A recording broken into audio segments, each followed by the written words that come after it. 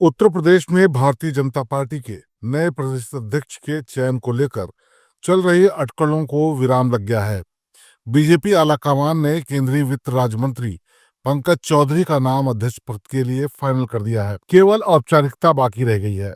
BJP का ये कदम सोची समझी रणनीति के तहत है, जिसके तहत वह उत्तर प्रदेश की राजनीति के सबसे अहम पहलू जाति समीकरण को साधने की कोशिश करेगी।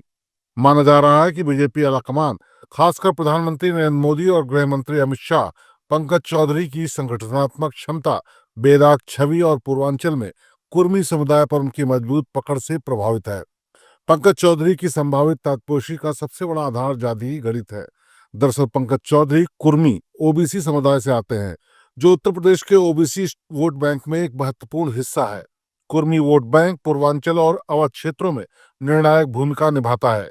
अपना दल सोनेलाल के साथ गठबंधन के बावजूद बीजेपी ओबीसी वोट बैंक के भीतर अपना मजबूत नेतृत्व तैयार करना चाहती है। चौधरी को अध्यक्ष बनाकर बीजेपी एक मजबूत ओबीसी चेहरा सामने लाने में कामयाब होगी। ऐसा चेहरा जो मौजूदा अध्यक्ष भूपेंद्र चौधरी के बाद राज्य के दूसरे सबसे बड़े राजनीतिक क्षेत्र पूर्वांचल में संतुलन साध सकेगा। यूपी में बीजेपी की सफलता का एक बड़ा कारण गैर यादव ओबीसी वोटों को मजबूत करना रहा है। पंकज चौधरी इस रणनीति को और मजबूत करेंगे, ताकि समाजवादी पार्टी की यादव और अन्य क्षेत्रीय दलों के जातीय गोलबंदी का मुकाबला किया जा सके। पंकज चौधरी का राजनीतिक इतिहास बेहद दमदार और स्थिर रहा है, जो संगठन में उनके कद को दर्शाता है। वो महाराजगंज लोकसभा सीट से लगातार 7 बार सांसद चुने गए हैं, जो उनकी लोकप्रियता और क्षेत्रीय पकड़ का प्रमाण है। ये दीर्घकालिक राजनीतिक स्थिरता उन्हें संगठन का नेतृत्व करने के लिए एक विश्वसनीय चेहरा बनाती है। उन्होंने अपने राजनीतिक जीवन की शुरुआत 1990 में गोरखपुर नगर निगम के सदस्य और उप महापौर के रूप में की थी। यह अनुभव दर्शाता है कि वह निचले स्तर से संगठन की बारीकियों को समझते हैं। गोरखपुर में गीता प्रेस के शताब्दी समारोह के दौरान प्रधानमंत्री नरेंद्र मोदी बिना किसी पूर्व निर्धारित कार्यक्रम के चौधरी के घर पैदल चलकर जाना केंद्रीय नेतृत्व में उनके प्रति गहरे भरोसे का संकेत देता है। इसे बीजेपी के भीतर उनके बढ़ते कद के रूप में भी देखा जा रहा है। चौधरी केंद्र सरकार में वित्त राज्य मंत्री के रूप में काम कर रहे हैं।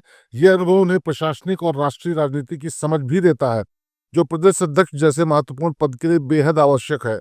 नए प्रदेश अध्यक्ष के चुनाव का समय इसलिए भी महत्वपूर्ण है, क्योंकि बीजेपी मिशन 2027, जिसमें अगला यूपी विधानसभा चुनाव, और मिशन 2029, अगला लोकसभा चुनाव की तैयारी में जुट गई है।